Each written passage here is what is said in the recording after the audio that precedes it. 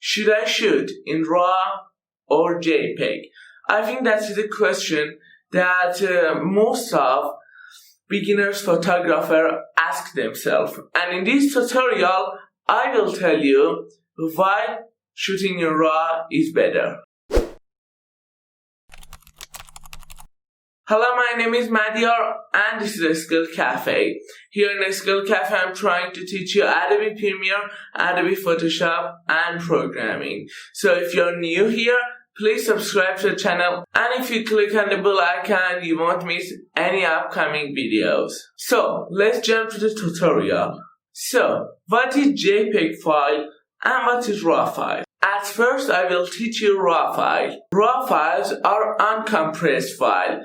Whenever you shoot in RAW file, camera shoot bunch of information like highlights, shadow, white balance, and something like that. But in JPEG files, camera processing the image and just capture some information that this image need. Because of that, if you shoot in RAW file, you can edit your file better in applications like Lightroom or Photoshop. Let me explain it with an example.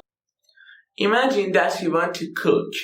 So at first you should go and buy ingredients, and second, you should know the recipe of the food and you make the food that you like. For example, you like the salty food, you cook a salty, or you like fatty, you cook fatty, or for example, you like olive oil and you add olive oil in your salad and something like that. But JPEG files are like going to the restaurant and buy fast food. You can't say, for example, I don't like these kind of vegetables, please add the carrots for me. You can't say. If you shoot in RAW file, you should spend more time for editing it, but at the end, the result is better. Let me show you this in Photoshop. So here I am in Photoshop, and let me open the RAW file. Here is my RAW file. As you can see, when I open this RAW file, this window open too, which is Camera Raw window. Here in Camera Raw window, I have bunch of information. For example, camera that shoot this photo, which is Huawei P20 Pro. And here I can see the ISO, aperture, shutter speed, and something like that. So here I should go here to basics, and I can make this picture perfect and more detailed. How?